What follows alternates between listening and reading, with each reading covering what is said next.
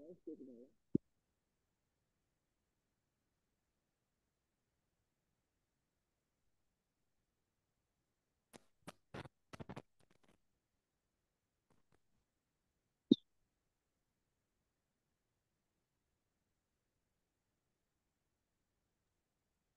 Voice கேக்குதுங்களா? நான் பேசுறது வாழ்க வளமுடன் சார். கம்மியா எஸ் சார், கேக்குதுங்க சார். கேக்குதுங்க சார். இப்ப ஓகே கேக்குதுங்க ஓகே. சார், நல்லா கேக்குது. இதுக்கப்புறம் எனக்கு திரும்ப ஒரு தடவை பேசுறேன், அது கேட்க பாருங்க.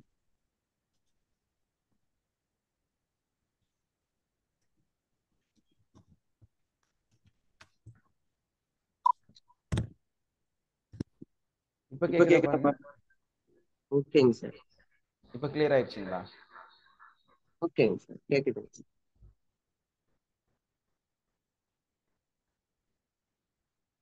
ஓகே, இல்ல நீங்க பேசுங்க. எனக்கு கேக்குதான்னு பாக்குறேன். என் வாய்ஸ் கிளியரா இருக்குங்களா? Yes sir. ஓகே, வாழ்க வளமுடன். பேசுறது எனக்கு கேக்குதான்னு பாக்குறேன். நான் வேற ஒன்றும் இல்லை. கேக்குதுங்க சார். கேக்குதுங்களா? ஓகேம்மா, நைஸ், சூப்பரா இருக்கு. ஓகேங்க sir. Thank you sir. Okay, thank you. Morning sir. Very good morning. எப்படி சார் இருக்கீங்க? சூப்பரா இருக்கீங்க, நல்லா இருக்கீங்க. ஓகே, ப்ராக்டிஸ் எப்படி பண்றீங்க? பண்ணிட்டு இருக்கீங்கயா? ஓகே, சூப்பர், விட்டுறாதீங்க.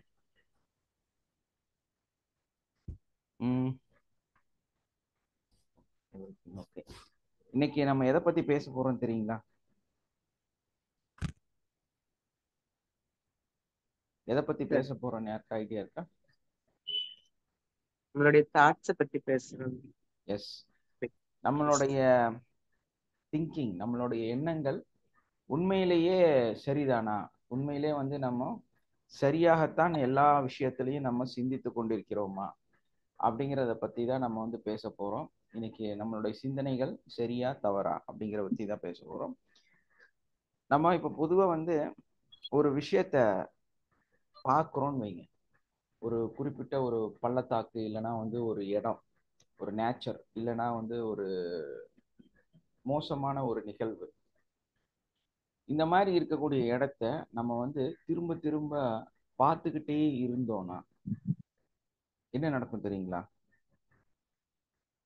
அது உங்களை பார்க்க ஆரம்பிச்சிடும். அதாவது நம்ம எதை சொல்றோம் அப்படின்னா, இப்போ நீங்க வந்து ஒரு வண்டியில போயிட்டு இருக்கிறீங்க அப்படின்னா, ஒரு ஆக்சிடென்ட் ஆகுது, அதைய வந்து நீங்க ரீல்ஸா பார்க்கறது, அதே மாதிரி வந்து உங்க ஃபோன்ல பார்க்கறது, டிவியில உட்காந்து பார்க்கறது, மேட்சா உட்காந்து பார்க்கறது, இந்த மாதிரி அந்த ஆக்சிடென்ட் நடக்கக்கூடிய நிகழ்வுகளை மட்டும் திரும்ப திரும்ப எங்கிருந்தாவது எடுத்து பார்த்துக்கிட்டே இருக்கிறது.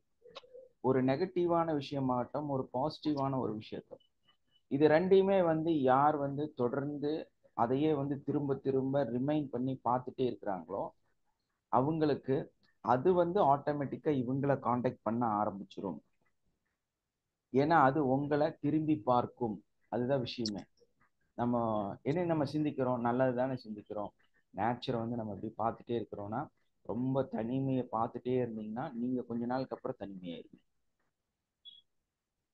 யார் வந்து ரொம்ப இயற்கையோட ரொம்பவுமே வந்து நேச்சுரலா வாழணும் அப்படின்னு சிந்திக்கிறாங்களோ அவங்க ஒரு குறிப்பிட்ட நாளுக்கு அப்புறம் என்ன ஆவாங்க, அவங்க ஒரு இடத்துல தனிமையா வாழ ஆரம்பிச்சிருவாங்க.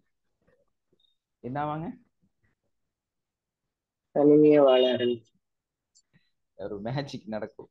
அதே வந்து ஒரு கூட்டத்தோட வந்து அவங்க வாழ்ந்து அந்த கூட்டத்தை அப்படியே வாட்ச் பண்ணியே இருந்துட்டே இருக்கிறாங்க அப்படின்னா அவங்க வந்து அந்த தொடர்ந்து அந்த இன்னொரு கூட்டத்தோட வாழ்றதுக்கான இதுல வந்து அவங்களுக்கு அமைஞ்சிடும். இதே வந்து ஒரு நெகட்டிவான விஷயம், ஒரு ஆக்சிடென்ட் ஆகுது, ஒரு கெட்ட நிகழ்வு நடக்குது, அதை தொடர்ந்து நீங்க பார்த்துக்கிட்டே இருந்தீங்கன்னா அது உங்களுக்கு நடக்க ஆரம்பித்து விடும். அப்ப என்ன பண்ணக்கூடாதுங்க? நம்ம நெகட்டிவா இருக்கிறத நம்ம பார்க்க கூடாது. நெகட்டிவ் ஆகட்டும், பாசிட்டிவ் ஆகட்டும், நல்லதுன்னு நினைச்சிட்டு நிறைய நம்ம நல்லதா பார்க்குறோம்னு நினைச்சிட்டு நிறைய விஷயத்த வந்து கண்டினியூவா தொடர்ந்து ஒரே மாதிரி வாட்ச் பண்ணக்கூடாது, தொடர்ந்து அதை வந்து பின்பற்றக்கூடாது. அந்த மாதிரி நம்ம செய்யும் பொழுது என்ன ஆகும்னா நம்ம அதுவாக மாறிடுவோம். ஏன்னா அது வந்து நம்மளை பார்க்க ஆரம்பிச்சிடும், அதுக்கு நம்மளை பிடிச்சிடும். அப்போ என்ன ஆகும், நம்ம ஆட்டோமேட்டிக்காக அந்த இடத்துக்கு டிராவல் ஆயிடுவோம். ஸோ அதனால வந்து எந்த ஒரு நிகழ்வையும் ஓவரா வந்து உள்ள போய் சிந்திச்சு அதை வந்து நமக்கு ஆகும் ஆகாதுன்னு டிசைட் பண்ணி உள்ள போகக்கூடாது. அது உங்களை வந்து பெரிய அளவுல பாதிச்சிடும். இப்போ நம்ம வந்து ஒரு நெகட்டிவான விஷயத்த, ஒரு கெட்ட நிகழ்வை வந்து எதிர்த்து நம்ம வந்து போர் செய்யறதுக்கு போறோம்னு வைங்க.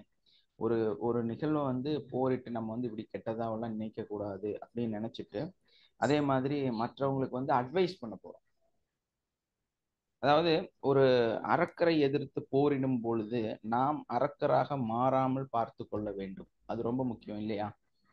நம்ம ஒரு விஷயத்த ஒருத்தர் வந்து மோசமான நபரா இருக்கிறாரு. அவர் வந்து என்ன சொன்னாலும் கேட்க மாட்டாரு. அந்த மாதிரி ஒரு மனுஷன். ஸோ நம்ம அவர் வந்து திருத்தறதுக்காக நிறைய விஷயங்களை வந்து அவங்களுக்கு அட்வைஸ் பண்ணுவோம். இப்படி எல்லாம் பண்ணாதீங்க, உங்களால வந்து இப்படியெல்லாம் செய்யறது வந்து தப்பு, நீங்க வந்து இந்த மாதிரி லைஃப் ஸ்டைல்ல வாழாதீங்க அப்படின்னு சொல்லி சொல்லி சொல்லி கடைசியில ஒரு கட்டத்துல நீங்களே அதுவாக மாறிடுவீங்க. நம்ம என்ன சிந்திச்சுட்டு அவங்கள்ட்ட பேச ஆரம்பிக்கிறோம், அவங்கள சரிப்படுத்திடலாம், அவங்கள வந்து குணப்படுத்திடலாம், அவங்கள வந்து புரிய வச்சிடலாம் அப்படின்னு நினைச்சிட்டு நீங்க என்ன பண்றீங்க, அவங்களுக்கு நிறைய டீச் கொடுக்க ஆரம்பிக்கிறீங்க. அதாவது எப்படி சொல்லணும்னா, ஒரு மாற்று மருத்துவர் வந்து ஒரு மருத்துவம் பார்க்குறேன் அப்படின்னு சொல்லிட்டு ஒரு பேஷண்ட்டை பார்க்குறாங்க. ஸோ அந்த பேஷண்ட்டை வந்து எப்படியாவது ட்ரீட் பண்ணணும்னு நினைச்சிட்டு அவங்க ட்ரீட் பண்ணிட்டு இருக்கிறாங்க. கடைசியில பார்த்தா இந்த அம்மாவுக்கு இடுப்பு வலி, இந்த அம்மாவுக்கு தலைவலி, இந்த அம்மாவுக்கு எல்லா நோயும் வந்துருது. அப்போ அதே மாதிரி ஒருத்தரை கோபத்திலிருந்து வெளியே கொண்டு வரணும், அவர் வந்து ரொம்ப பேடா திங்க் பண்றாரு அப்படின்னு நினைச்சிட்டு அவருக்கான அட்வைஸு, அவருக்கான லைஃப் ஸ்டைலு எல்லாமே நம்ம கற்றுக் கொடுக்கணும்னு நினைச்சிட்டு நம்ம ஒரு விஷயத்த செய்ய போய் கடைசியில் அவரை விட கோவக்காரரை இவர் மாறிடுவார். அவன்லாம் மனுஷனே கிடையாது, சொன்னா புரியவே புரியாதுன்னு சொல்லிட்டு இவரு பயங்கர வார்த்தைகளை வந்து போட்டு பேசிடுவார்.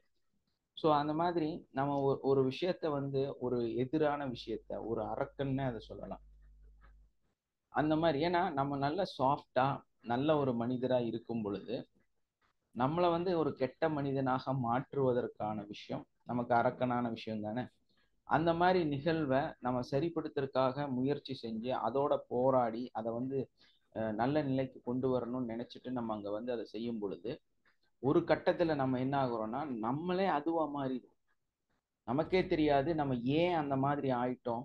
நான் எதுக்கு தேவையில்லாம அவரை திருத்த போய் கடைசியில பார்த்தா அவர்கிட்ட நான் பயங்கரமா வேண்டாதெல்லாம் பேசிட்டேன். ஸோ நாங்க போகாமையே இருந்திருக்கலாம், அந்த விஷயத்த பேசாமையே இருந்திருக்கலாம். நான் போய் அவரை திருத்தணும் போய் கடைசியில நான் என் தலையில மண்ணவள்ளி கொட்டிட்டேன் அப்படின்னு சொல்லி நிறைய இடத்துல நீங்க ஃபீல் பண்ணியிருப்பீங்க. Yes or no? நானே தனியா பேசுற மாதிரி அப்படிதானே? Yes sir. Yes sir. தனிநபரின் பைத்தியக்காரத்தனம் அரிதானது, ஆனால் குழுக்கள், கட்சிகள், தேசங்கள் மற்றும் சகாப்தங்களில் அது விதி. அதாவது எப்படின்னா நம்ம ஒரு தனி மனிதனா இருக்கும்போது நமக்கு பெரிய ஒரு கொள்கையெல்லாம் இருக்காது. நம்ம வந்து ரொம்ப ஒரு புடிமானத்தோட இதுதான் என்னோட கொள்கை, நான் இப்படித்தான் வாழ்வேன், இப்படிதான் இருப்பேன், இந்த இதுக்கு தான் நான் செய்வேன், அதுக்கு தான் செய்வேன் எல்லாம் ஒன்றும் இருக்காது. நம்ம வந்து ஜென்ரலா ஒரு வாழ்க்கை வந்து வாழ்றோம் அப்படின்னா ஸோ அது அது வந்து நமக்கு வந்து பெருசாலாம் வந்து ஒரு கம்ப்ரஸ் கொடுக்காது. உள்ள வந்து நான் இந்த மாதிரி தான் இருக்கணும், நம்ம நல்லா ஒரு ஃப்ளெக்சபிளா எல்லா மனிதர்களோடையும் எல்லா கட்சியோடையும் எல்லா நட்புகளோடையும் எல்லாத்திட்டையுமே ஒரு ஜென்ரலான ஒரு லைஃப்பை வந்து நம்ம வாழ்ந்துட்டு இருப்போம். அப்போ வந்து என்னன்னா நமக்கு எதை பத்தியும் ஒரு ரொம்ப பெரிய டென்ஷன் கொடுக்குற மாதிரி விஷயமோ அதுக்குள்ள போய் உள்ள உட்கார்ற விஷயம் நமக்கு இருக்காது. நம்ம வந்து அதை வந்து ரிலாக்ஸ் ஹேண்டில் பண்ணிட்டே இருப்போம். பட் அதே டைம்ல ஒரு விஷயத்துக்குள்ளார ஒரு கட்சிக்குள்ளார இல்லைன்னா வந்து ஒரு ஒரு கோட்பாடுக்குள்ளார ஒரு விதமான ஒரு ஒரு குழுக்குள்ளார ஒரு குரூப்புக்குள்ளார நீங்க டிராவல் பண்ணிட்டீங்கன்னா நீங்க என்ன ஆவீங்க? பொதுவாக ஒரு நாடுன்னே வச்சுங்களேன், நீங்க என்ன ஆவீங்க? அதோட கொள்கைகளை வந்து எடுத்துக்குவீங்க. அது அவங்க என்ன சொல்றாங்களோ அதையெல்லாம் கேட்பீங்க. அவங்க சொல்றாங்க எனக்கு வந்து எல்லா லேடிஸும் வந்து டிஷர்ட்டு பேண்ட் போட்டாலே ஆஃப் பேண்ட் போட்டா நல்லதுன்னு சொன்னா நீங்க எல்லாருமே அப்படி மாறிடுவீங்க. இப்போ தமிழ்நாட்டில் இருக்க எல்லாரும் சேரீ கட்டி அழகா சுடிதார் போட்டிருந்தாதான் கொள்கை அப்படின்னா நீங்க எல்லாரும் அந்த மாதிரி மாறிடுவீங்க. இப்போ கேரளாவில் இருக்கிறோம் அப்படின்னா அந்த ஓணம் ஒயிட் ஷேரி எல்லாம் கட்டி எல்லாரும் அப்படி இருக்காங்கன்னா எல்லாருமே ஒயிட் ஷேரி, எல்லாருமே வந்து அதே ஸ்டைலு, எல்லாரும் அந்த அடிப்படைக்குள்ளார போயிருவீங்க. இப்போ தமிழ்நாடு காஞ்சிபுரம் பட்டு தான் வேணும், அது வந்து கீழே ஜருகை வேணும், இப்படி பார்டர் பெருசாக இருக்கணும், இப்படியே சிந்திப்பீங்க. அதே கேரளாவில் இருக்கிற ஒரு லேடியாக இருந்தால் பார்டர் சின்னதாக இருக்கணும், பிளைனாக இருக்கணும், ரொம்ப தூரம் வந்து டிசைன் இருக்கக்கூடாது அப்படின்னு சிந்திப்பாங்க. இப்போ என்னன்னா எந்த ஒரு இதுக்குள்ள போனாலும் இருக்கக்கூடிய மக்களோட அந்த சிந்தனைகள், கூட்டமாக இருக்கக்கூடிய அந்த சிந்தனைகள் அப்படி வந்து நம்மளை வந்து பெரிதளவுல வந்து பாதிக்க ஆரம்பிக்குது. எப்படி வந்து நம்ம இன்னைக்கு ஒரு பெங்களூர் போனா ட்ரெஸ் வந்து ரொம்ப மோசமா இருக்கும், ஒரு அரைகுறை ஆடை மாதிரி நமக்கு ஃபீல் ஆகும். பட் அங்க இருக்கிறவங்களுக்கு அது சரின்னு தோணும். ஆனா நம்ம இங்கிருந்து பார்க்கும் பொழுது அது வந்து மிகப்பெரிய தவறாகவும் அந்த உடை கலாச்சாரமே வந்து தப்புன்னு நம்ம சொல்ற அளவுக்கு இருக்கும். இது என்ன, அப்போ இது என்ன, இது என்ன மாதிரி இது நடக்குது அப்படின்னா அது ஒரு பைத்தியக்காரத்தனமாவே இருந்தாலும் ஆக்சுவலா இங்க இருக்கிற பொண்ணு வந்து வீட்டுக்கு வரும்போது நல்ல நீட்டா சுடிதார் எல்லாம் போட்டு வரும். அதே பெங்களூரோ சென்னையில அந்த ஐடில அந்த இடத்துல போகும்போது ட்ரெஸ் கோடு மாத்திடுவாங்க. அப்போ இது என்ன நமக்கு உணர்த்துது அப்படின்னா நம்ம ஒரு தனிமையில நம்ம ஒரு இதுல இருக்கும் பொழுது நம்ம வந்து நம்ம கட்டுப்பாடா வச்சுக்கிறோம், நம்ம சொல்ற விஷயங்கள் வந்து தெளிவாக இருக்கும், நாம் நாமாக இருப்போம். எப்போ வந்து ஒரு குழுக்குள்ளார ஒரு கூட்டத்துக்குள்ளார நம்ம என்டர் ஆகுறோமோ அவங்களோட எல்லா பழக்க வழக்கங்களும் நம்மளை வந்து ஒரு பெரிய பைத்தியக்காரத்தனமாக மாற்றி விடுகிறது. ஏன்னா ஒரு கட்டத்துக்கு அப்புறம் இவங்க செஞ்சதையெல்லாம் நான் செஞ்சேனா அப்படின்னு நினைக்கும் போது கில்ட்டியா ஃபீல் ஆகும் நமக்கு. எதுக்கு தேவையில்லாம என் லைஃபை இவ்வளோ நாள் நான் வேஸ்ட் பண்ணிட்டேன்னு நமக்கு தோணும். ஏன்னா அதை நம்பிட்டோம் நம்ம. ஏன்னா நம்ம ஒரு கூட்டமா ஒரு விஷயத்த சொல்லும் பொழுது அங்க இன்னொரு பயங்கரமான பலவீனமான நிகழ்வு வந்து நடக்குது. ஏன்னா சுய அறிவு சுய சிந்தனை வந்து ரொம்பவுமே குறைஞ்சிருக்கு. அப்போ இது வந்து சரியா தப்பா, நான் செய்யறது கரெக்டான ரூட்ல தான் போறோமா, எனக்கு வந்து இதுல சரியான ரிசல்ட் கிடைக்குதா, நம்ம இவ்வளோ நேரம் கஷ்டப்பட வேண்டிய அவசியம் இருக்குதா அப்படிங்கிறது தெரியாமையே அவங்கள நம்பி பின்னால போக ஆரம்பிச்சோம். யாரையும் நான் குத்தம் சொல்றதுக்காக விரும்பல. என்னன்னா நம்ம கிளாஸ் வந்து பயங்கர அட்வான்ஸான கிளாஸ். ஸோ இந்த கிளாஸ்ல வந்து நம்ம கத்துக்கும் பொழுது இவங்க வந்து ஒரு குண்டலியம் ஆகட்டும் அல்லது வந்து ஒரு தேர்ட் ஐ ஆகட்டும் இல்ல ஒரு பிரபஞ்ச சக்தியை உணர்வதாகட்டும், இதையெல்லாம் வந்து வருஷ கணக்குல 6 வருஷம் 8 வருஷம் டிப்ளமோ பிஹெச்டி அது இது மாஸ்டரேட்டு அப்படின்னெல்லாம் சொல்லி சொல்லி அதுக்கு ஒரு பிஎஸ்எஸ்ல அங்க இங்க எல்லாம் வந்து ஒரு அது வந்து யாரையும் நான் தப்பா சொல்றதுக்காக சொல்லல, அதெல்லாம் வந்து இந்தியால இந்தியன் மெடிசன் கவுன்சில்ல செல்லவே செல்லாது. அதெல்லாம் வந்து போனீங்கன்னா நாளைக்கு ஒரு ப்ராப்ளம் வந்துன்னா குப்பையில போட்டுருவாங்க. அந்த மாதிரி ஒரு சர்டிஃபிகேட்டை எடுத்துக்கிட்டு உங்க கையில வந்து கொடுத்துட்டு எத்தனையோ 1000 லட்சம் மக்களை வந்து ஏமாற்றி அவங்கெல்லாம் அதுக்கு பின்னாடி போய் அதை வந்து நம்பி மக்கள் வந்து தினம் தினம் அவங்க நம்ம என்ன நினைக்கிறோம்னா எனக்கு ஏதோ ஒரு ரிலீவ் கிடைக்கணும், நான் வாழ்க்கையில வந்து கொஞ்சம் ரிலாக்ஸ் ஆயிடணும் அப்படின்னா ஒரு மாத்திரையை வாயில போடுறோம், ஒரு 5 நாள் 10 நாள் சாப்பிட்றோம்னா அது சரியாகணும். ஸோ அந்த மாதிரி வந்து ஒரு மன அழுத்தம் வந்தவங்க, ஒரு வாழ்க்கையில பிரச்சனை இருக்கிறவங்களுக்கு வந்து அந்த ப்ரெசண்ட்ல தான் அந்த ரிலீவ் தேவை தவிர அவங்க எல்லாம் ரொம்ப நாள் அதுல இருந்து இருந்து வாழ்ந்து வாழ்ந்து கடைசியில் அவங்களுக்கு என்ன கிடைக்குங்கிறதுனால எந்த பிரயோஜனமும் இல்லை. ஸோ அதனால எல்லாமே சப்போர்ட் பண்ணக்கூடிய ஒரு அற்புதமான ஒரு கலை தான் வந்து நம்ம வந்து கற்றுக் கொடுக்குறோம். அந்த கலை வந்து நம்ம கரெக்டாக யாரெல்லாம் ஃபாலோ பண்ணி நம்மளை சொல்றத கேட்குறாங்களோ கண்டிப்பா அவங்களுக்கு மாற்றம் வருது. ஸோ அப்போ இவ்வளோ சீக்ரெட்டு சிதம்பர ரகசியம்னு சொன்ன விஷயமெல்லாம் ஒன்றும் இல்லாமல் இங்கே போயிடும். ஸோ அந்த மாதிரி நம்ம வந்து ரொம்ப ஷார்ட் பீரியட் டைமில் ரொம்ப அதிகமான விஷயத்த கற்றுக் கொடுக்குறோம். ஸோ அதனால வந்து அதே மாதிரி நம்ம வந்து நிறையா விஷயத்த வந்து கற்றுக்கிறதுக்கு இந்த மாதிரி நம்மளை வந்து நம்மளோட சொந்த அறிவை நம்மளோட சிந்தனைகளை வந்து நம்ம மறந்துடுவோம். ஏன்னா கூட்டமாக சொல்லும் போது நம்ம ரியாலிட்டியவே மறந்துடுறோம். ஸோ அதனால எந்த ஒரு காலகட்டத்திலையும் நிறைய பேர் சொல்றாங்க அப்படிங்கிறக்காக நிறைய கூட்டமா அங்க இருக்காங்கங்கிறக்காக நம்ம எதையும் நம்பி அதுக்குள்ள போயிடக்கூடாது. அது வந்து உங்க வாழ்க்கையை நிறைய இடத்துல வந்து ஏமாற்றிடும். ஏன்னா அப்படிதான் வந்து மக்களை ஏமாற்றுபவர்களும் மக்கள்கிட்ட வந்து எதை வந்து ஈஸியா திணிக்க முடியுமோ அதையெல்லாம் செய்யக்கூடியவர்களாக இருக்கிறாங்க. அவங்கவுங்க டியூட்டி செய்யறாங்க, அதனால நம்ம தப்பு கிடையாது. பொதுவாகவே பார்த்தீங்கன்னா உண்மை இல்லை, உண்மைகள் இல்லை, பார்வையில் மட்டுமே உள்ளது. நம்ம ஒரு விஷயத்த வந்து இது இப்படித்தான் இருக்கும்னு நம்ம சிந்திக்கும் பொழுது, அதே மாதிரி வந்து நமக்குள்ள ஒரு விஷயம் உள்ள போச்சுன்னா, அது வெளியே வரும்போது என்ன ஆகும், நம்மளோட தாட்ஸையும் சேர்ந்து தான் வெளியே கொண்டு வரும். ஸோ இப்போ வந்து ஒரு அழகான கண்ணாடி இருக்குது அப்படின்னா, அந்த கண்ணாடியை போய் பார்த்துட்டு ஒரு 10 பேர்த்த நம்ம பார்க்க சொல்றோம். அந்த கண்ணாடியில் உங்களுக்கு என்ன தெரியுது, அந்த கண்ணாடியை பற்றி நீங்கள் என்ன ஃபீல் ஆகுறீங்க அப்படின்னு ஒரு கருத்து கணிப்பு கேட்டோம்னா, ஒருத்தர் போய் நின்றுட்டு சொல்லுவார், வாவ் சூப்பரான கண்ணாடிங்க, என்ன ஒரு கிளியரன்ஸு, என்ன ஒரு தெளிவு, ஏன்னா ஒரு பெண்டு கூட இல்லாமல் இருக்கு, சூப்பர், இது எந்த நாட்டில் வாங்கினீங்க அப்படின்னு கேட்பார். ஒருத்தர் போய் என்ன சொல்வார், இது என்ன மோசமாக இருக்குது, இது ஒரு மாதிரியாக இருக்குது அப்படின்னு அவர் சொல்லுவார். இன்னொருத்தர் வந்து என்ன சொல்வார், வாவ் என்ன எவ்வளோ அழகாக தெரியுது, நான் ஆக்சுவலாக எவ்வளோ அழகாக இருக்கிறேன், எஸ் நான் எதிர்பார்க்கவே இல்லை, இந்த கண்ணாடியில் பார்த்தப்போ உண்மையிலே நான் ரொம்ப அழகாக இருக்கிறேன், வாவ் அப்படின்ட்டு போவார்.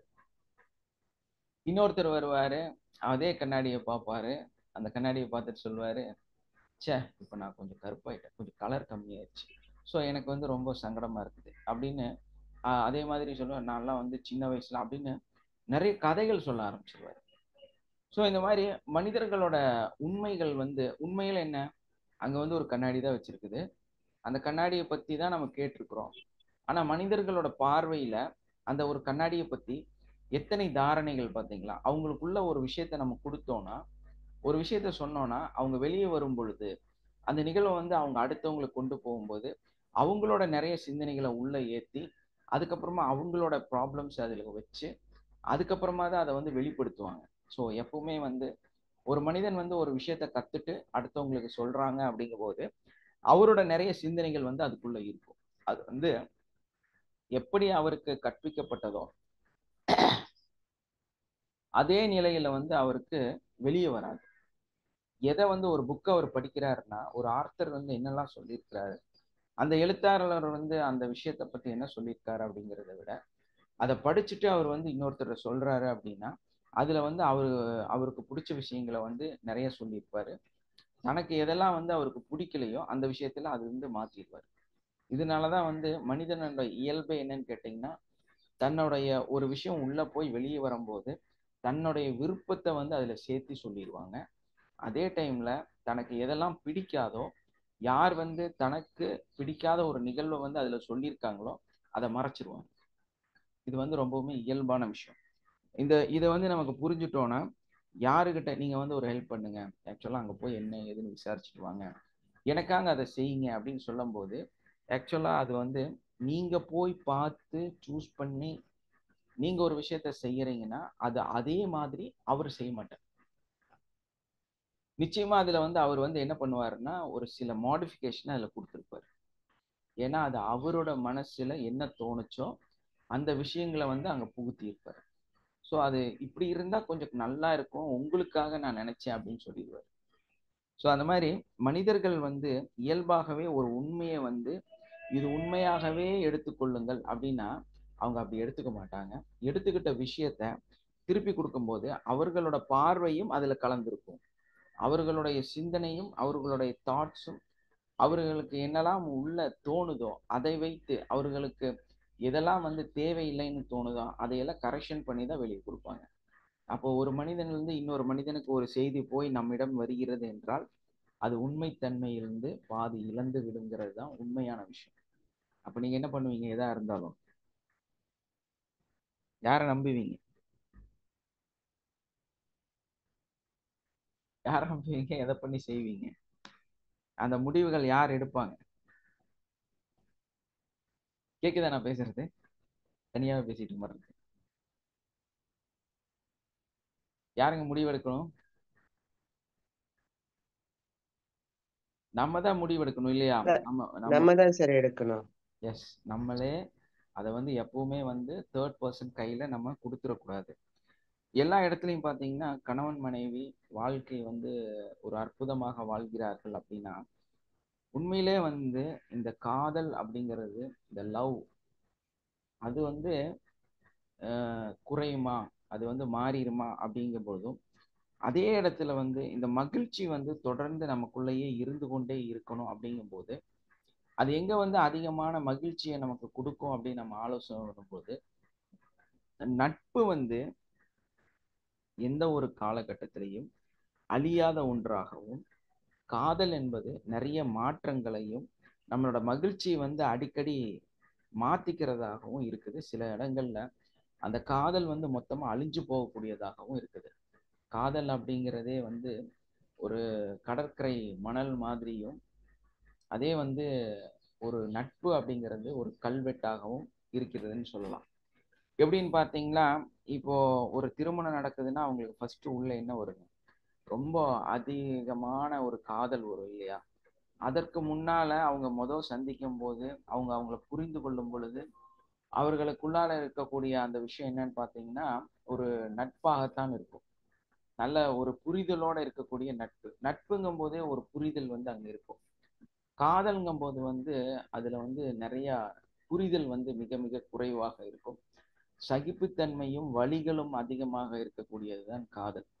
ஸோ எங்க வந்து நம்ம ஒரு மனுஷனை சாதாரணமாகவே நான் நிறைய மனிதர்களை விரும்புகிறேன் அப்படின்னு நம்ம ஒரு வார்த்தையை வந்து சிம்பிளா சொல்லிடலாம்.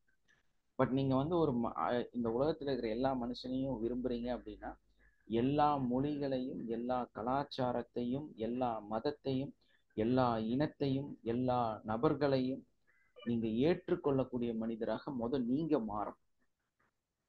அந்த மாதிரி ஒரு சிந்தனை உங்களுக்கு இருந்தா மட்டும்தான் நீங்க வந்து அந்த அந்த இடத்துக்கே போக முடியாது. நீங்க வந்து உங்களுக்குள்ள ஒரு கொள்கையை பலமா வச்சுக்கிட்டு, அதுக்கப்புறமா நான் இந்த உலகத்தில் இருக்கிற எல்லா மனிதர்களோடையும் சமமான அன்பை வந்து பகிர்ந்து கொள்ள போகிறேன் அப்படின்னு சொன்னீங்கன்னா, உங்க அன்பு வந்து ஒரு பொய்யான அன்பாகத்தான் இருக்கும். அது வந்து ஒரு உண்மையான அன்பாக மாறாது. அப்போ அதை கடக்கணும். அந்த இடத்த வந்து நம்ம விட்டு கொடுத்தா மட்டும்தான் அது வந்து ஒரு நல்ல காதலாக மாறி இந்த மக்களோட எல்லா மக்களையும் நம்ம விரும்பக்கூடியவர்களாக மாற முடியும். அப்போ இந்த நட்பு அப்படிங்கிறது அப்படி கிடையாது. No sacrifice. எல்லாமே வந்து ஒரு வாழ்க்கையோட புரிதலோடையே நிறைய விட்டு கொடுக்கக்கூடிய மனநிலையில அப்படி ஓகே அவங்களுக்கு அப்படி ஒரு சிந்தனை இருந்திருக்குமா இருக்கும். ஏன் நான் அதை செய்யக்கூடாது, ஏன் நான் அந்த மாதிரி இருக்கக்கூடாது, இந்த மாதிரி எல்லாம் கொஸ்டின் கேட்கக்கூடியதுதான் நட்பு. ஓகே அவங்க தப்பு பண்ணா சிம்பிளா எடுக்கக்கூடிய ஒரு மனநிலை இருக்கிறது தான் நட்பு.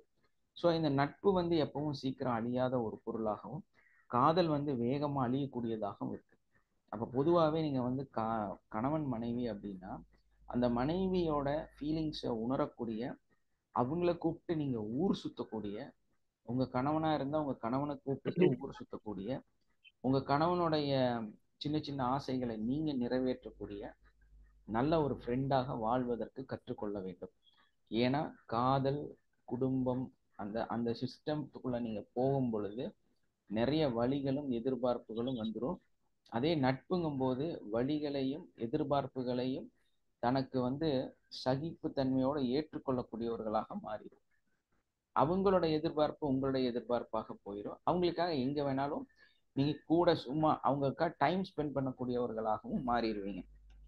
இப்போ பொதுவாகவே நம்ம வாழ்க்கையில வந்து காதலை வளர்த்துவதை விட நட்பை வளர்ப்பது ரொம்ப சிறந்ததா இருக்கும் அப்படிங்கிறது என்னோட கருத்து கூட. நீங்க வந்து உங்களுக்குள்ள வந்து ஒரு கணவன் மனைவினா காதல் மட்டும் போன கிளாஸ்ல கூட சொன்னேன், ரொமான்ஸ்க்காக ஒரு பொண்ணை வந்து கல்யாணம் பண்ணிடாதீங்க, ரொமான்ஸ்க்காக வந்து ஒரு ஆணை கல்யாணம் பண்ணிடாதீங்க. நிச்சயமா வந்து அது வந்து உங்களுடைய தொடர் வாழ்க்கையில வந்து நிம்மதி இல்லாம ஆயிடும். அதனால வந்து லவ்க்காக இல்லைன்னா வந்து நட்புக்காக நீங்க வந்து திருமணம் செய்யக்கூடியவர்களாக இருக்கணும். ஸோ அது வந்து அழியாததாகவும் அது வந்து எப்பவுமே மறையாததாகவும் இருக்கும். லவ் கூட காணாம போயிடும், ரொமான்ஸ் லவ் இதெல்லாம் வந்து ஒரு குறிப்பிட்ட காலத்துக்கு அப்புறம் நம்ம இருந்து வெளியே போயிடும். ஆனா எது வெளியே போகாது?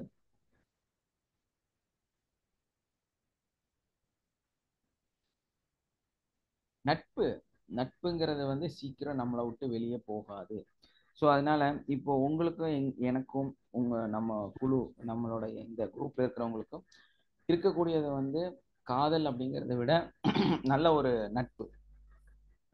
அதனாலதான் வந்து எல்லாத்தையும் நம்ம வந்து சந்தோஷமா ஹேண்டில் பண்ண வேண்டியதா இருக்கு. அதனால அந்த நட்பு வந்து எப்பவுமே தொடரக்கூடிய நல்ல ஒரு உறவை வந்து ஏற்படுத்தி இருக்குது. அது வந்து தொடரக்கூடியதாகவும் இருக்குது.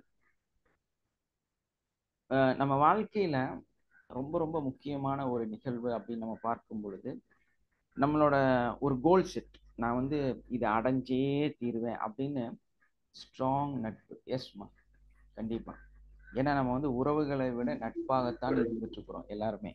அந்த நட்பு, எஸ் சார், நட்பை வந்து மதிக்கக்கூடியவர்களாக நம்ம ஒரு கோல் செட் வந்து செட் பண்ணிட்டோம். நம்ம வாழ்க்கையில வந்து ஒரு இடத்துக்கு போயிடலாம் அப்படின்னு நம்ம நினைக்கும் பொழுது நம்மளோட பிரச்சனை என்னன்னு அப்படின்னா, நம்ம ஒரு லாஜிக் வச்சிருப்போம்.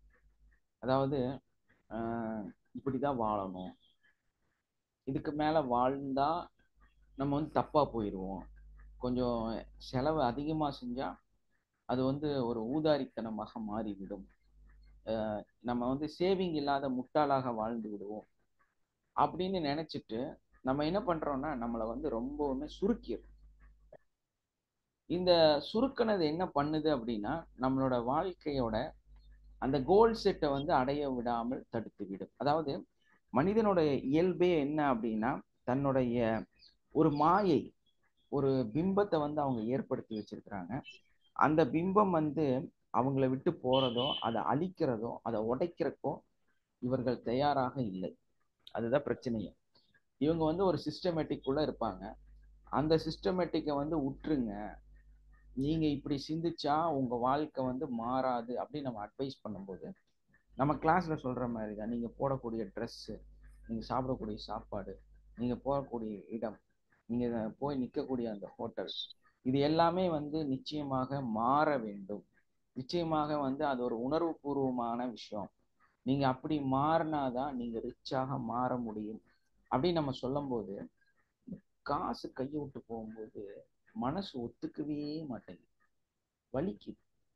ஐயோ இவ்வளோ செலவு பண்றோமா, இவ்வளோ பில் வருதா அப்படின்னு ஃபீல் பண்ணும்போது என்ன ஆகுது அப்படின்னா உங்களுடைய அந்த தோற்றத்தை, அந்த மாயை நீங்க உடைக்கிறதே கிடையாது.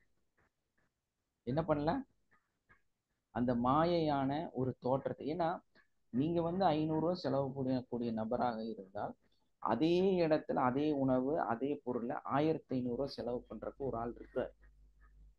இதுதான் உண்மை. 1500 செலவு பண்ற இடத்துல 15,000 செலவு பண்றதுக்கு ஒரு ஆள் இருக்கிறார். அப்ப நீங்க என்னவாக மாற வேண்டும்? அந்த நபரா மாறணும். 1500க்கு மாறணும், அதுக்கு அப்படியே 15,000க்கு மாறணும். நாளைக்கு 1,50,000 கொடுத்து கூட நான் சாப்பிடுவேன். ஒரு காஃபி 2,00,000 ரூபாய்க்கு இருக்கு. ஸோ அந்த காஃபியை குடிக்கிற அளவுக்கு நான் வளருவேங்கிறது தான் முக்கியம். ஏன்னா எப்போ பார்த்தாலும் பட்ஜெட் போட்டு என் கார்னா இவ்வளோ மைலேஜ் இருக்கணும், இவ்வளோ ஓடணும், இவ்வளோ லாங் லாஸ்டிங் இருக்கணும், பட்ஜெட் ஃப்ரெண்ட்லியாக இருக்கணும், இப்படியெல்லாம் நம்ம சிந்திச்சுட்டே இருந்தோம்னா நம்ம வாழ்க்கையில வந்து அந்த ஒரு உச்சத்தை வந்து நம்மளால அடையவே முடியாது. நம்மளால அந்த உச்சத்தை வந்து அடையவே முடியாது. நம்ம அந்த வாழ்க்கையில அந்த இடத்துக்கு டிராவல் பண்ணோம்னா டிராவல் பண்றதுக்கு நம்ம தயாராக வேண்டும். நம்ம வந்து அந்த ரிச்னஸை ஃபீல் பண்ண ஆரம்பிக்கணும். அப்பதான் நம்மளால அந்த இடத்த தொட முடியும். சான்ஸ் இல்லை சார், ஒரு லஞ்சு 800 சொல்றாங்க, ஒரு லஞ்சு ஒருத்தருக்கு 800 சொல்றாங்க. நான் ஒரு கிளாஸ் நடத்தணும், ஒரு லஞ்ச் 1600. லஞ்சு 1600. நீங்க மதியம் 1600 என்னதான் சாப்பிடுவீங்க? ஆனா லஞ்ச் வந்து 1600. நாங்க புக் பண்ணி அது ஒரு 5 ஸ்டார் ஹோட்டல்ல வச்சு உங்களுக்கு எல்லாத்துக்கும் கொடுத்தோம். ஸோ அது ஒரு பெரிய அனுபவம் உங்களுக்கெல்லாம் இல்லையா? எதனால அப்படின்னா மனிதன் இப்படியும் இருக்கிறான், அதை நீங்க உணருங்க. அப்பதான் நீங்க ரிச்சாக மாற முடியும், நீங்க அங்க வர முடியும். ஏன்னா பணம் பணம்னு நீங்க எத்தனை பைக் எடுத்து ஓடினாலும் உங்ககிட்ட பணம் வராது. அதை நீங்க புரிஞ்சுக்கணும். அந்த சீக்ரெட்டை வந்து கற்றுக் கொடுக்கறதுக்கு தான் நம்ம வந்து அந்த மாதிரி எல்லாம் வந்து நம்மளோட கிளாஸை வந்து நம்ம வந்து உங்களுக்கு டீச் பண்றோம். அதே டைம்ல உங்களோட அந்த கோல் செட்டு, உங்களோட வாழ்க்கையோட ஒரு ஃப்ளோ, அது வந்து அப்படி ஃப்ளோ ஒரு நீரோட்டம்னு வச்சுக்கலாமே. அது வந்து ஒரு பெரிய ஆறு வந்து உங்களை கிராஸ் பண்ணி போயிட்டு இருக்குது அப்படின்னா, ஒரு ஊர்ல இந்த பக்கம் ஒரு ஊர் இருக்கு, அந்த பக்கம் ஒரு ஊர் இருக்கு, நடுவுல வந்து ஒரு பெரிய ஆறு ஓடுது அப்படின்னா யார் வந்து ஓடி வந்து அந்த மக்கள் வந்து கஷ்டப்படுறாங்கன்னு அர்ஜென்ட்டாக வந்து பாலமெல்லாம் கட்டி தர மாட்டாங்க. அவங்க அவங்களோட கோரிக்கையெல்லாம் போய் பல அரசியல்வாதிகள்கிட்ட சொல்லி பலவிதமான அதுக்கு ஒரு சாங்ஷன்லாம் வாங்கி அப்புறம் போராட்டமெல்லாம் நடத்தி அதுக்கப்புறம் தான் அங்கே ஒரு பாலத்தையே பில்டு பண்ணுவாங்க. ஸோ அதே மாதிரி தான் நம்மளோட வாழ்க்கையில் நமக்கும் அதே கதி தான், நமக்கும் அதே சூழ்நிலை தான். நமக்கு வந்து ஒரு எளிமையாக ஒரு இடத்துல இருந்து இன்னொரு இடத்துக்கு போகணும், நம்ம வாழ்க்கை வந்து இந்த கரையிலேருந்து அந்த கரைக்கு போய் சேரணும் அப்படிங்கிற ஒரு நமக்கு ஒரு வெற்றியை நோக்கி பயணிக்கக்கூடிய அந்த சூழ்நிலை வேணும் அப்படின்னா நம்ம தான் அதை வந்து அந்த பாலத்தை, அந்த கடக்கக்கூடிய பாலத்தை நம்ம தான் உருவாக்கணும். அப்போ எனக்கு நிறைய செலவாகுதுன்னு நீங்க நினைச்சீங்கன்னா உங்களுக்கு என்ன ஆகும்? உங்களால உங்களை வந்து உருவாக்க முடியாது, உங்களால உங்களை வந்து கடக்க முடியாது. அது உங்களுக்கு ரொம்ப கஷ்டமா போயிடும். அதே டைம்ல நம்ம உழைப்ப, நம்மளோட அறிவை, நம்மளோட சிந்தனையை வந்து நம்ம சரியான முறையில அதுக்கு எஃபர்ட் போட்டோம்னா, நம்மளை எப்படி மாற்றணும்னு நம்ம சிந்திச்சோம்னா நம்மளால அந்த பாலத்தை நமக்காக கட்டிக்கொள்ள முடியும். ஏன்னா வெற்றியாளர்கள் தங்களோட சூழ்நிலையை தாங்களாகவே வடிவமைத்து கொள்கிறார்கள். அதுதான் வந்து ரியாலிட்டி. நம்ம தான் நம்மளோட சூழ்நிலையை பில்டப் பண்ணும் தவிர வேற யாரும் வந்து நமக்கு எதையும் கட்டித்தர போறதில்லை, எதுவும் நடக்க போறதில்லை. ஸோ நம்ம தான் நம்மளை உருவாக்கணும். நம்ம கிளாஸ்ல இருக்கக்கூடிய நம்மளோட அந்த லைஃப் மாஸ்டர் கோர்ஸ்ல கற்றுத்தரக்கூடிய அந்த நிகழ்வுகள் உங்களை வந்து பெரிய அளவில் பில்டு பண்ணுங்கிறதுல எந்த மாற்றமுமே கிடையாது. ஸோ நம்ம அந்த வாழ்க்கையில வரக்கூடிய நிறைய பிரச்சனைகளை, மன அழுத்தத்தை வந்து முழுமையா குணப்படுத்தக்கூடிய மிகப்பெரிய ஒரு சீக்ரெட் தான் அந்த கிளாஸ்ல வந்து கற்றுத்தரோம். ஸோ உங்களோட தெளிவுகள் வாழ்க்கையில வந்து என்னதான் நம்ம வந்து அறிவு இருந்தாலும் டேலண்ட் இருந்தாலும் நம்ம பெரிய உச்சத்துல இருந்தாலும் நமக்கு வந்து ஒரு சுய அறிவு வந்து முக்கியமா நமக்கு தேவை. ஒரு ரியலைசேஷன், இதுதான் வாழ்க்கை, இப்படித்தான் போகுது. இப்படி எல்லாம் வந்து பலர் வந்து ஏமாற்றுகிறார்கள், ஏமாற்றப்படுகிறார்கள். அப்படிங்கிறத எல்லாம் முழுமையா கத்துக்கிட்டு வாழ்க்கைனா இதுதாங்கிறத வந்து தெளிவுபடுத்தி உங்களுக்கு சொல்லி கொடுக்கக்கூடிய ஒரு விஷயம் தான் வந்து நம்மளுடைய லைஃப் மாஸ்டர் கோர்ஸ். ஸோ அந்த லைஃப் மாஸ்டர் கோர்ஸ்ல நம்ம சொல்லி தரக்கூடிய அந்த கலை, ஏன்னா மனிதனுக்கு வாழ்க்கையில சரியான ஒரு பணி, ஒரு ஜாப் அப்படின்னா நல்ல ஒரு ஆர்ட், நல்ல ஒரு கலை. நீங்க என்ன தொழில் செஞ்சுட்டு இருந்தாலும், என்ன தொழில்ல இருந்தாலும், என்ன விஷயத்தை நீங்க வந்து பின்பற்றி கொண்டு இருந்தாலும் அதுல வந்து ஒரு கலைநயம் நிச்சயமா நமக்கு தேவை. அந்த கலைநயமான ஒரு நிகழ்வை நமக்குள்ள வச்சிருந்தோம்னா நம்மளால வந்து நிறைய விஷயத்த செய்ய முடியும். புதுசா யாராவது ஜாயின் பண்ணியிருந்தீங்கன்னா உங்க மொபைல் நம்பர் மட்டும் அந்த சேட் பாக்ஸ்ல போட்டுருங்க. ஏன்னா உங்களை திரும்ப நாங்க தொடர்பு கொள்வதற்கு எங்களுக்கு மிக சௌரியமாக இருக்கும். ஏன்னா உங்களுக்கும் வந்து நிறைய ஃப்ரீ கிளாஸஸ், அதே மாதிரி எங்களை பற்றிய அறிமுகம், இதுதான் நாங்கள் சொல்லித்தரோம், இதனால உங்கள் வாழ்க்கையில் என்னென்ன மாற்றங்கள் வரும், உங்கள் வாழ்க்கை வந்து என்னென்ன பிரச்சனைகள் வந்து வெளியே கொண்டு வர முடியும் அப்படிங்கிற நிறைய விஷயத்த வந்து கற்றுக் கொடுக்கக்கூடிய ஒரு மிகப்பெரிய சீக்ரெட் கிளாஸை வந்து ரொம்ப எளிமையாக ரொம்ப ரொம்ப ஈஸியாக கற்றுக் கொடுக்குறோம். Yes or no? Yes or no? Yes sir, yes sir. So அந்த அந்த வலிமையான அந்த கிளாஸை வந்து கற்றுக்கிறக்கும் உங்களுக்கு நிறைய நோட்ஸ் நாங்கள் கொடுக்கறதுக்கும் நீங்கள் உங்கள் மொபைல் நம்பரை வந்து இங்கே பதிவு பண்ணீங்கன்னா. S, thank you. ஷியாமா இல்லைம்மா? எஸ், எஸ் எஸ் கண்டிப்பாக மொபைல் நம்பர் மட்டும் பதிவு பண்ணிடுங்க. ஹாஜராவா புதுசாக ஜாயின் பண்ணியிருக்காங்க, ஸோ அவங்க ஜாயின் பண்ணலாம். வேறு யாராவது புதுசாக ஜாயின் பண்ணியிருந்தா அவங்களும் வந்து அந்த மொபைல் நம்பரை வந்து அதில் பதிவு பண்ணிடுங்க.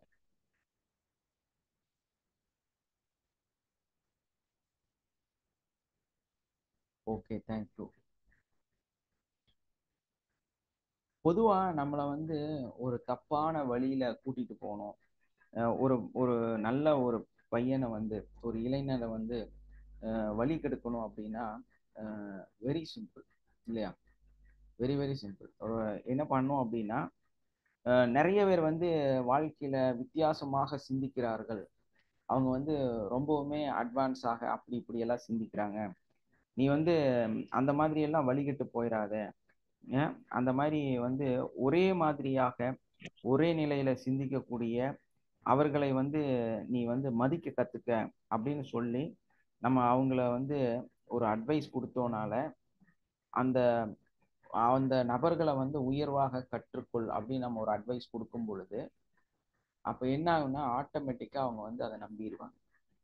ஏன்னா ஒரே மாதிரி சிந்திக்கக்கூடியவர்கள் இது வந்து ஒரே ஒரு விஷயத்த வந்து உங்களுக்கு உணர்த்துது அப்படின்னு சொல்லும் போதே மனிதர்கள் வந்து இயல்பாகவே நிறைய விஷயத்த வந்து நம்பக்கூடியவர்களாக இருக்கிறாங்க. அதான் சொன்னேன், ஒரு கூட்டமா ஒரு விஷயத்த சொல்லும் போது சீக்கிரம் ஏத்துக்குவாங்க. தனியா நம்ம போய் சொல்லும் போது அதை வந்து புரிஞ்சுக்க கூட முயற்சி செய்ய மாட்டாங்க. அது என்னன்னு கூட கத்துக்க மாட்டாங்க. அது மாதிரி தான் இப்போ நம்ம அது ஏன் வேணும் வேண்டான்னு கூட முடிவெடுக்க மாட்டாங்க. அதே வந்து ஒரு பெரிய கூட்டம் இருக்குதுன்னா அது என்னன்னு கூட புரிஞ்சுக்காமையே அந்த தப்பை தொடர்ந்து இவங்களும் செய்ய ஆரம்பிச்சிருவாங்க. இது வந்து மனிதனோட இயல்பாக இருக்கு. அப்போ நம்ம ஒரு சாதாரண ஒரு மனுஷனை அப்படி ஒரு பிரெயின் வாஷ் பண்ணணும் அப்படின்னு நினைச்சா நம்ம இந்த மாதிரி ஒரு ஃபோக்கஸ் கொடுத்தோம்னா, ஒரே மாதிரியாக சிந்திக்கக்கூடிய நபர்களோட நீங்க பின்பற்ற வேண்டும் அப்படின்னு நம்ம சொல்லிட்டோம்னா ஆட்டோமேட்டிக்கா அவங்க வந்து கன்வே ஆயிடுவாங்க. அவங்க வந்து ஆட்டோமேட்டிக்கா அதை வந்து ஏற்றுக்கொள்வார்கள். ஸோ அந்த மாதிரி மனிதன் வந்து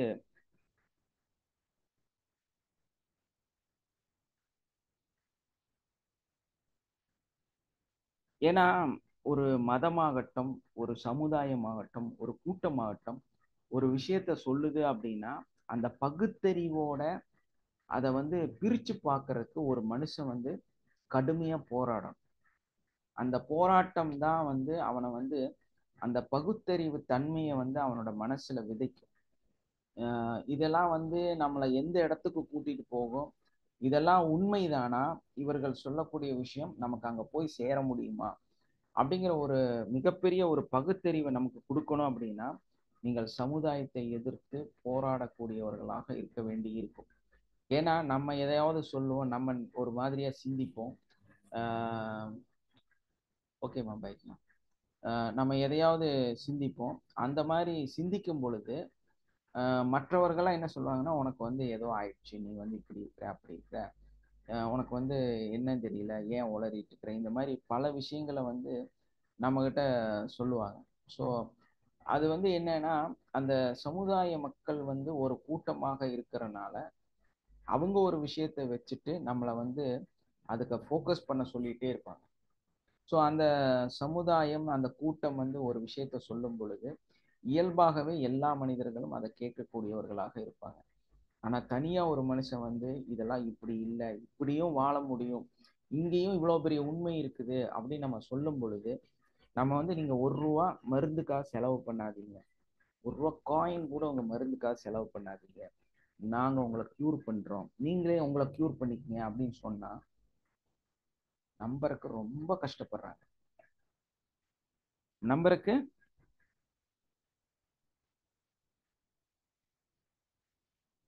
ரொம்ப ரொம்ப கஷ்டப்படுறாங்க. அது ஒரு நோயை நம்புறக்கே கஷ்டப்படுறாங்க.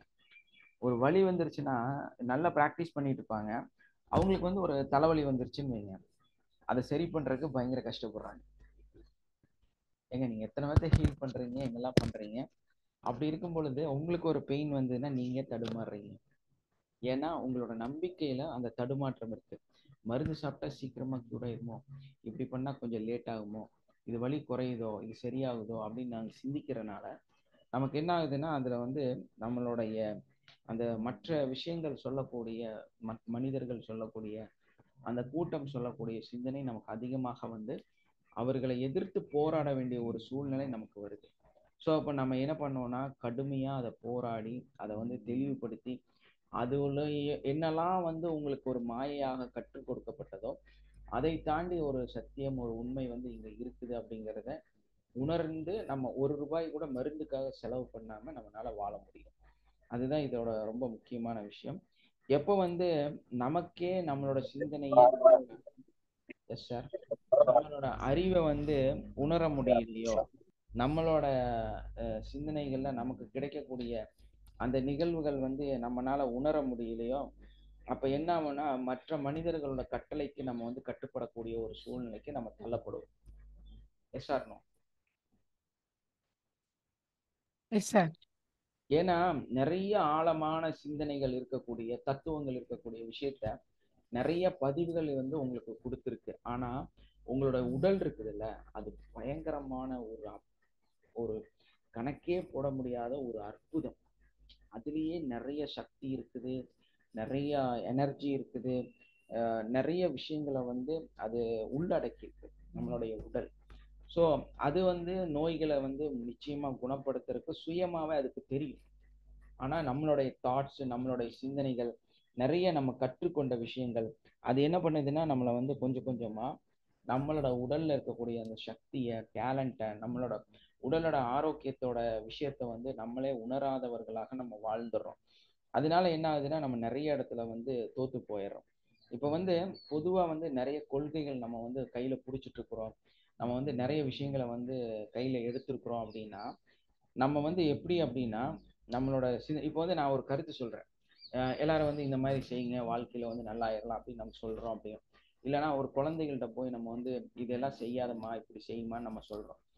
அவங்க பார்வையில ஒரு காலகட்டத்துல அது செய்யணும்னு இருக்கும். என்னவா இருக்கும்? நம்ம சொன்ன அறிவு சரியான முட்டாள்தனமா கூட இருக்கும், சில இடத்துல பெரிய தப்பா கூட இருக்கும்.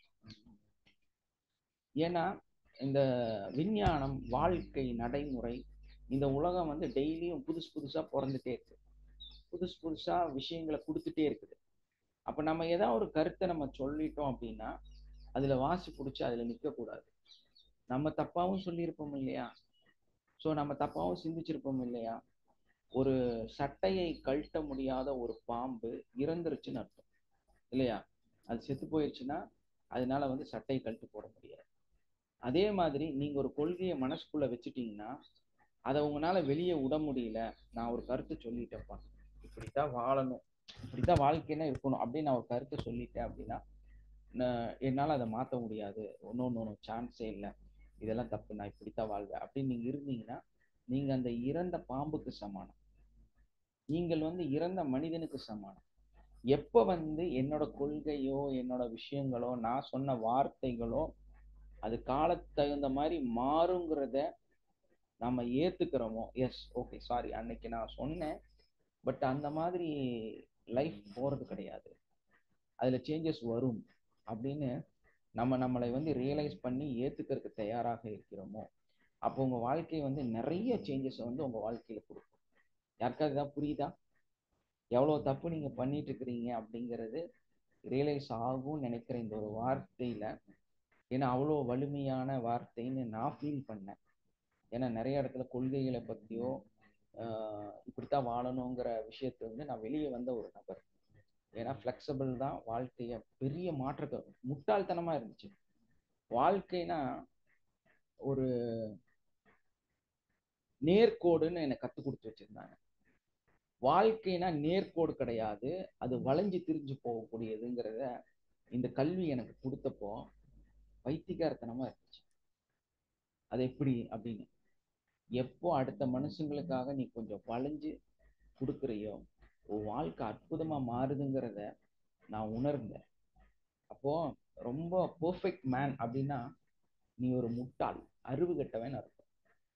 அதே வந்து நான் பெர்ஃபெக்ட் மேன், ஒரு ஃப்ளெக்சிபிலியோட எல்லா மனிதர்களுக்காகவும் எல்லா சூழ்நிலைக்காகவும் எல்லா நிகழ்வுக்காகவும் நிறைய விஷயத்த விட்டு கொடுத்து வாழக்கூடிய மனிதனாக நம்ம இருப்போம். அதே மாதிரி தான் எப்படி நீங்க வந்து அந்த செத்து போன பாம்பா இருக்கிறீங்களா, உயிரோடு இருக்கிற பாம்பா இருக்கிறீங்களா அப்படிங்கிறது தான் முக்கியம்.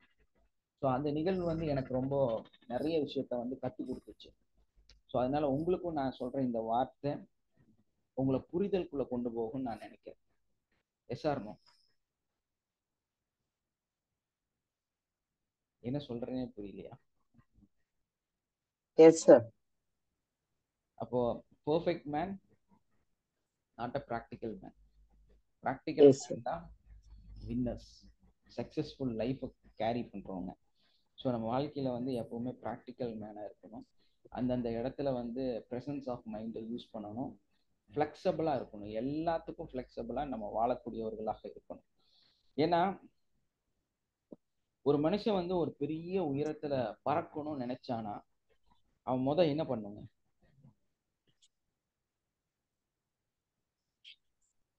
இந்த பறக்கிறதுக்கு அவன் தயாரானவன் சார். எஸ், நடக்கணும், அப்புறமா தவழணும், அப்புறமா நடக்கணும், ஸ்டெப் பை ஸ்டெப்பா ஓடணும், அதுக்கப்புறம் குதிக்கணும், அதுக்கப்புறம் அந்த உயரத்தை அனுபவிக்கக்கூடிய மனநிலை இருக்கணும்.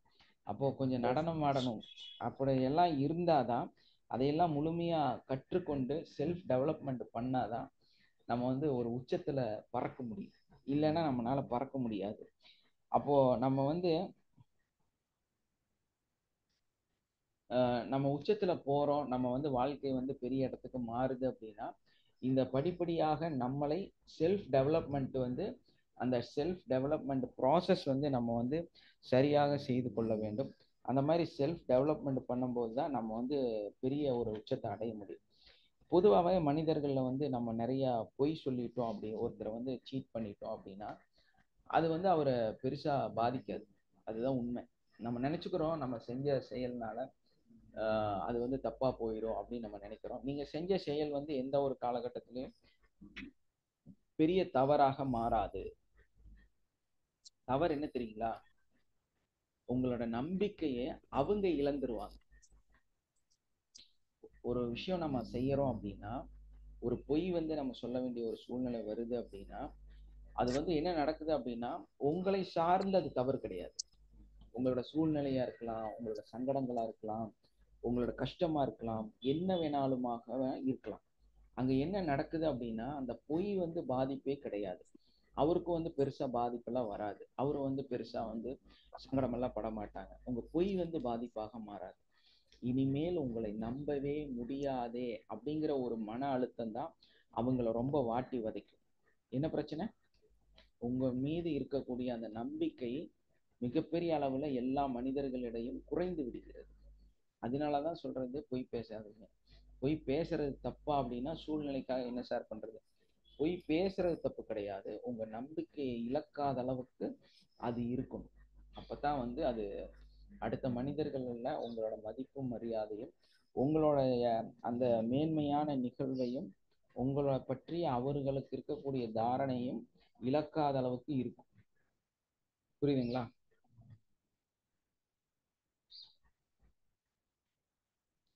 உங்களுக்கெல்லாம் உங்களோட வழி, எங்களுக்கெல்லாம் என்னோட வழி. ஆனா உண்மையிலே வந்து அது சரியா? நீங்க வந்து ஒரு விஷயம் செய்யறோம், நம்ம வந்து ஒரு விஷயம் செய்யறோம்னா எல்லா மனிதர்களுக்கும் எல்லா வழிகளும் இருக்கிறது. எனக்கு வந்து நான் இப்படித்தான் வாழுவேன் அப்படிங்கிறது இருக்கும் பொழுது உங்களுக்கெல்லாம் உங்களுடைய வழிகள் அப்படிங்கும்போது எனக்கு என்னோட வழிகள் அப்படின்னு இருக்குது. ஸோ ஆனா நம்ம நிறைய இடத்துல என்ன நினைக்கிறோம்னா ஒரு சரியான வழி இருக்குது, இனிமேல் வந்து நிறைய மிஸ்டேக்ஸ் அங்கதான் வருது. நம்ம ஒரு விஷயம் செய்யறோம், ஒரு ஒரு காரியத்துல நம்ம இறங்குறோம் அப்படின்னா நம்ம வந்து என்ன பண்றோம் அப்படின்னா ஒரு விஷயத்த ஸ்டார்ட் பண்ணி அந்த வழியில பயணிக்கும் பொழுது நம்ம என்ன சிந்திக்கிறோம்னா இதை விட ஒரு சிறந்த வழி இருக்குதா, இதை விட ஒரு நல்ல மேன்மை இருக்குதா அப்படின்னு நம்ம வந்து ஒரு குருட்டுத்தனமான சிந்தனையை வந்து ஏற்படுத்துறோம். அப்படி சிந்திக்கும் பொழுதுதான் நம்ம தோத்து போறோம், நம்மளோட நெகட்டிவை வந்து நம்ம சந்திக்க ஆரம்பிக்கிறோம். இது வந்து மிகப்பெரிய ஒரு உண்மை, மிகப்பெரிய ஒரு சீக்ரெட். இது வந்து புரியாதவங்க என்ன பண்ணுவாங்க அப்படின்னா ஒரு செயலை வந்து ஸ்டார்ட் பண்ணும் போதே முற்றுப்புள்ளி வச்சிருவாங்க. ஏன்னா இதை விட நல்லது இருக்குமா இருக்காதான்னு சிந்திச்சிருவாங்க. அப்போ என்ன ஆகும்னா ஆட்டோமேட்டிக்கா அவங்க தோத்து போயிடுவாங்க. அதே டைம்ல ஒரு விஷயத்த நம்ம தொடர்ந்து செய்யும் பொழுது அதை முழுமையாக செய்து அதுல இருக்கக்கூடிய நஷ்டங்களையும் கஷ்டத்தையும் தோல்வியையும் சந்திச்சு அதுல ஒரு அறிவை வந்து நம்ம கத்துக்கிட்டு அதுக்கப்புறம் அதுல இருந்து நம்ம விலகுவதா தொடர்வதா அப்படின்னு நம்ம புரிந்து அதை செய்வதை விட நம்ம முன்னமே என்ன சிந்திக்கிறோம் அப்படின்னா இதை விட பெஸ்ட் இருக்குதா, சிறந்த வழி இருக்கிறதா, சரியான வழி இருக்கிறதா அப்படின்னு சிந்திக்கும் போது தான் நீங்க முட்டாளாக மாறுறாங்க. இதுதான் ஃபேண்டசி மைண்டுன்னு சொல்லலாம். தொடர்ந்து அலைபாய்ந்து கொண்டே இருப்பது, தொடர்ந்து அலைபாய்ஞ்சு அடுத்தடுத்த நிகழ்வுகளுக்கு வந்து நம்ம பயணித்துக்கிட்டே இருக்கிறது. அப்படி வந்து பயணித்துட்டே இருந்தோம்னா நம்ம வாழ்க்கை வந்து ஒரு நல்ல தெளிவுக்கு வந்து வரவே வராது. ஏன்னா ஒரு மனுஷனுக்கு எப்படி வாழணும் அப்படிங்கிறது வந்து வாழ வேண்டும் அப்படிங்கிறது வந்து ரொம்ப முக்கியம் இல்லையா? நம்ம வந்து இந்த இடத்துல ஏன் வாழணும் அப்படிங்கிறத வந்து நம்ம புரிஞ்சுட்டோம்னா நமக்கு நிறைய வழிகள் வந்து இருக்காது. நான் எப்படி வாழ வேண்டும் அப்படின்னு சிந்திக்கிறதை விட நம்ம எப்படி வாழ வேண்டும்னு சிந்திக்கிறதை விட ஏன் வாழ வேண்டும், இந்த இடத்துல வந்து ஏன் நான் வாழணும், இதுக்கு என்ன காரணம், இதுக்கு என்ன காரணம்? நான் ஏன் இங்க வந்து இப்போ உட்காந்துட்டு இருக்கேன்? ஏன் வந்து நான் இங்க உட்காந்து இந்த விஷயத்த செய்யணும்? ஏன் நான் எனக்கு இன்னைக்கு ஆக்சுவலா நான் வந்து இந்த கன்ஸ்ட்ரக்ஷன் ரூம்ல தான் இருக்கிறேன். ஸோ இங்க வந்து பாத்தீங்கன்னா ஒரு 90% முடிஞ்சிருச்சு. நான் நினைச்சிருந்தா அங்கேயே உட்காந்து இன்னும் அடுத்த கிளாஸ் எடுக்கலாம். ஆனா நான் இங்க வந்து இதை ஃபுல்ஃபில் பண்றதுக்காக இங்கேயே வந்து இதை வந்து செய்யறேன். என்னன்னா ஒரு கிளாஸ் வந்து நிறுத்தக்கூடாது, அதை கண்டினியூ பண்ணணும். அதை வந்து நான் வந்து சொல்ல வேண்டிய விஷயத்த டெய்லி சொல்லிட்டே இருக்கணும். எனக்காக எதிர்பார்க்கக்கூடியவர்கள் ஒரு நபராவது நிச்சயமாக இருக்கிறார் அப்படின்னு என்னோட சிந்தனையில நான் அதை ஏன் செய்யணும் அப்படிங்கிறத வந்து நம்ம தெளிவு பெற்றோம்னா நம்ம வாழ்க்கை வந்து எல்லா இடத்துலையுமே தெளிவை கொடுக்க ஆரம்பிச்சிடும். நமக்கு செய்யக்கூடிய முயற்சி செய்யக்கூடிய நிறைய நிகழ்வுகள் நமக்கு வெற்றியாக மாறிவிடும். ஒரு விஷயம் வந்து நம்மளை கொல்லுது, அந்த விஷயம் வந்து நம்மளை கொல்லலை அப்படின்னா நம்ம நிச்சயமா வந்து அந்த வழிகளை வந்து அந்த பிரச்சனையை வந்து கடந்து சென்று விடுவோம். அது வந்து நம்மளை வந்து வலிமையாக மாற்றக்கூடியதாக மாறிவிடும். ஒரு பிரச்சனை நமக்கு வாழ்க்கையில வருது அப்படின்னா ஒரு சங்கடங்கள் ஒரு விஷயத்த வந்து நம்ம செய்யறதுக்கு ரொம்பவுமே கஷ்டப்படுறோம் அப்படின்னா அந்த விஷயத்த வந்து நம்ம என்ன பண்றோங்க, இக்னோர் பண்றதுக்கு முயற்சி பண்றோம். ஆனா அந்த விஷயம் வந்து நம்ம செய்யறதுக்கு முயற்சி அதிகமாக எடுக்கும் பொழுது, அதுக்கு எஃபெக்ட் போடும் பொழுது அது என்ன பண்ணுது அப்படின்னா நம்மளை வந்து வலிமையான மனிதனாக மாற்ற ஆரம்பிக்குது. ஏன்னா ஒரு துக்கம், சங்கடம், கவலை, தோல்வி இதெல்லாம் நமக்கு என்ன கொடுக்குது அப்படின்னா நிறைய பாடங்களையும் நிறைய புரிதலையும் நமக்கு கொடுக்குது. ஸோ அந்த மாதிரி நிறைய பாடங்களையும் புரிதலையும் நிறைய சூழ்நிலை மாற்றங்களையும் கொடுக்கக்கூடியது அந்த வலிகள், அந்த துக்கம், சங்கடம் எல்லாமே. ஸோ அது வந்து நமக்கு நிறைய விஷயத்த கற்றுத்தரும். ஆனால் நம்ம அதை வந்து பயந்து ஓடக்கூடாது. எல்லா விஷயத்தையும் நம்ம தொடர்ந்து செஞ்சு மிகப்பெரிய வெற்றியாளராக மாறுறோம். உங்களை யாராவது இங்கே வந்து ஏதாவது உங்களோட கருத்துக்களை ஷேர் பண்ணுறதுன்னா பண்ணலாம், இல்லைன்னா நம்ம வைண்ட் அப் பண்ணலாம். சார் வாழ்க வளமுடன் சார். சார் வாழ்க்கையில என்னன்னு புரிஞ்சுக்க முடியுது. எப்படி மிலிட்ரி மேன் மாதிரி ஒரே மாதிரி ஒரு ஸ்டிக்கா இருக்கணும் அப்படிங்கிற மாதிரி ஒரு எண்ணத்தை இருந்துச்சு. ஏன்னா அதுல இருந்து மாறி வரணும், வளைஞ்சு கொடுக்கணும் அடுத்தவங்களுக்காக அப்படிங்கிற ஒரு புரிதல் கொடுத்துருக்கீங்க. ரொம்ப சந்தோஷங்க. வாழ்க வளமுடங்க.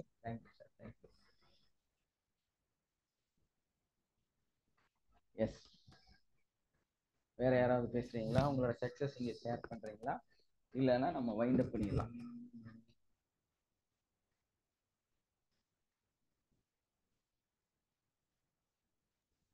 உங்க கிளாஸ் சார் வாழ்க வளமுடன் சார்.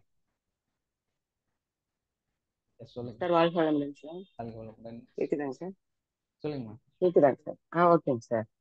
சரி, அதாங்க சார் நான் உங்ககிட்ட நேற்று சொன்ன மாதிரி தான் சார். ஒரு 4 months வந்து என்னோட தம்பி கிட்ட ஒரு மனஸ்தாபங்கள், வீட்டுக்கு வராம ரொம்ப அப்பா அம்மா ஃபீல் பண்ணிட்டு இருந்தாங்க. அவங்களுக்காகவும் எனக்காகவும் அந்த ஃபீலிங் கொடுத்து அவங்க வந்து ஃபர்கிவ்னஸ் கொடுத்து கிராட்டிடியூட் சொல்லி அவங்க கண்டிப்பா வந்து வீட்டுக்கு வரணும், ஒரு நல்ல சுமூகமான உறவோட இருக்கணும் அப்படின்னு நினைச்சிருந்தது. அன்னைக்கு சண்டே வந்து அந்த நிகழ்வு நடந்தது சார். அது ரொம்ப ரொம்ப சக்சஸ்ஃபுல்லா நடத்தினது சார். அதற்காக நன்றி சொல்லிக்கிறேன் சார். பிரபஞ்சத்துக்கு நன்றி, உங்களுக்கும் நன்றி சார். அதை எப்படி பண்ணணும்னு எனக்கு சொல்லியும் கொடுத்தீங்க. ஃபர்கிவ்னஸ் எப்படி கொடுக்கணும், தனித்தனியா ஒவ்வொருத்தரையும் ஃபர்கிவ்னஸ் கேட்டு அவங்க நன்றி சொல்ற மாதிரி இவ்வளவு நாள் இருந்ததுக்கு எப்படி இருந்தீங்களோ அதெல்லாம் நினைச்சு விசுவலைசேஷன் பண்ணி பாருங்க. நீங்க அதை நான் பண்ணி பார்த்தேன் சார். ஊருக்கு போகும்போதும் அதை அப்படியே விசுவலைசேஷன் பண்ணி அவங்க வீட்டுக்கு வர மாதிரி இதெல்லாம் நினைச்சிட்டு போனேன். அவங்க வரேன்னே சொல்லல, திடீர்னு அவங்க வந்து வீட்டுல வந்து நின்னாங்க. அது ரொம்ப சந்தோஷமா இருந்துச்சு சார். அதை வந்து இங்க ஷேர் பண்றேன் sir. Thank you sir. Thank you so much. நம்ம உறவுகளையும் பாதுகாக்கிறோம். நான் சொல்லியிருப்பேன் நிறைய இடத்துல, உங்களோட கிச்சன்ல உங்க பெட்ல இருக்கிற ப்ராப்ளத்தை நான் சால்வ் பண்ண முடியுது, அதனாலதான் இதை கையில எடுத்து திரும்ப திரும்ப நான் செஞ்சுட்டு இருக்கிறேன் அப்படிங்கிறேன். ஸோ அந்த மனநிலையோட நம்ம முயற்சி செஞ்சிருக்கோம். நிச்சயமா எல்லாத்தோட வாழ்க்கையிலும் எல்லா உறவுகளையும் பாதுகாக்க முடியுது. அதுதான் ஒரு பெரிய சக்சஸ். ஏன்னா உறவுகள் பாதுகாக்கிறவங்க, ஒரு மனுஷன் வந்து ஒரு உறவை பாதுகாத்தா இந்த பிரபஞ்ச சக்தி உங்களை வந்து பெரிய அளவுல பாதுகாக்குது. உறவுகளை முறிக்கக்கூடியவனை வந்து இந்த பிரபஞ்ச சக்தி வெறுக்கிறது. அது வந்து ஏன்னா இந்த மனிதனே வந்து ஹியூமன் அப்படிங்கிறது வந்து சோசியல் அனிமல். ஸோ எல்லா உறவுகளோடையும் இணைந்து வாழ்வதுதான் மிக முக்கியம். ஓகே, அதுக்காக நம்ம எதை வேணாலும். தேங்க்யூமா. தேங்க்யூ. கங்க்ராச்சுலேஷன். தொடர்ந்து ப்ராக்டிஸ் பண்ணுங்க. கிராட்டிடியூட் எழுதிட்டு இருந்தேன். ரொம்ப சக்சஸ் ஆகிட்டா ரொம்ப மனசுக்கு நிறைவா இருக்கு சார். நன்றி சார். எஸ்மா, தேங்க்யூ தேங்க்யூ. மைண்ட் அப் பண்ணிடலாங்களா? ஓகே வாழ்க வளமுடன் சார். எஸ்மா, எப்படி இருக்கீங்க? ஃபங்க்ஷன்ல நல்லா முடிஞ்சதுங்க சார். என்கேஜ்மெண்ட் சண்டே நல்லா ஹாப்பியா. ஜெய் கௌரி, வாழ்த்துக்கள். நான் என்னாலதான் வர முடியல. பரவாயில்லம்மா, அண்ணன் தான் வந்தாரு. சரி, தேங்க்யூ. ரொம்ப நல்லா நடந்ததுங்க சார். எதிர்பார்த்ததை விட ரொம்ப ஹாப்பியா இருந்ததுங்க சார். சூப்பர்மா சூப்பர். பெரிய பாப்பா மாப்பிள்ள எல்லாம் வந்து நடத்தி கொடுத்தாங்க. ரொம்ப ஹாப்பியா இருந்ததுங்க சார். நல்ல ஒரு குடும்பம் வந்து உங்களை பாதுகாக்கிற அளவுக்கு இணைந்திருக்கு அப்படிங்கறது இதுல சந்தோஷமான விஷயம். ஏன்னா நம்ம அந்த குடும்பத்துக்கு நன்றி சொல்லணும்.